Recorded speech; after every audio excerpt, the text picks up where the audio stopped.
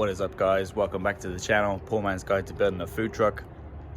Today we're going to be going through what we're going to do about the surfaces on the wall behind the cooking equipment.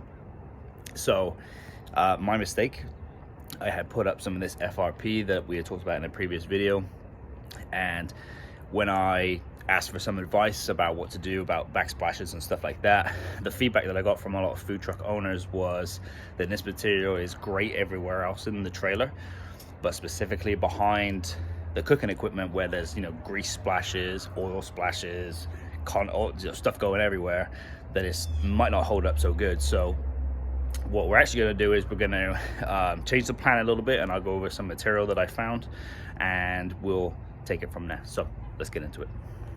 So right off the top, guys, for my specific layout, I'm only going to need about 10 feet of cooking space.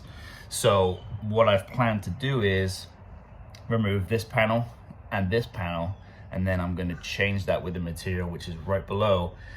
This is white aluminum. I had done a lot of research on it. Stainless steel prices are still crazy, so I came across this purely by luck. So maybe some of you guys out there might get luck of the same draw. I went on Facebook Marketplace and just typed in white aluminum, and there happened to be a guy who owned a food truck construction business probably about 20-30 minutes away from where I'm located, and he was selling these by the panel, and they were 8x4 panels. You can see them up against the wall there. I've kind of pinned them against the wall because they were falling everywhere. I purchased 4 of them for $40 per panel, which is a great deal, a steal, to be honest with you. He wanted 50 for them. I offered, hey, I only need 4 of them. Give me, let me take them $40 a piece, and he was cool with that. So drove out the same day, picked 4 of them up. There we go, $160 for 4 panels of white aluminum. It is still a smooth, non-porous, wipeable surface, which is what it needs to be in order to meet the requirements here in the state of Florida. Other states may be different, I don't know, but white aluminum is perfectly okay to use here, and is much more heavy duty than the FRP that we put up everywhere else in the trailer. That should make cleaning it and maintaining it a lot easier.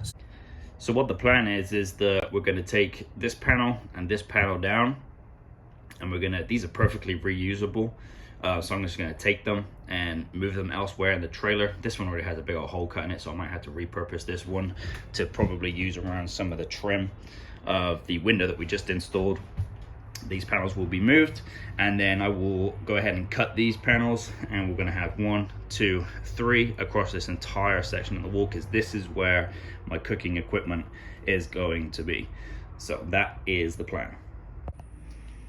One thing about this stuff, guys, is it comes with this like protective plastic on it, this real sticky. It's a real pain in the butt to get off. So if you do put something like this in, anticipate it taking a while. This is probably about 10-15 minutes in, and I'm only halfway trying to pick it off. It all breaks apart, so anticipate that if you'll be using this stuff.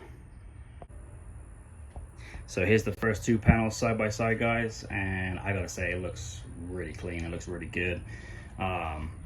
These right here, these dividers I picked up from Home Depot. They are FRP or just standard plastic dividers. You can buy aluminum ones, but they are super expensive. I think it's like $60 for 2 of them. So these right here are $3.50 or something like that, $3.50 a piece, and they still look really nice. So that's what I decided to go with, try to save a little bit of money there too. Like I say, if you got the money for the aluminum ones, I'm sure they look great, because this aluminum really does look really nice. But like I said, I don't have a ton of money for material, so these FRP dividers work just as good, and that's how it looks.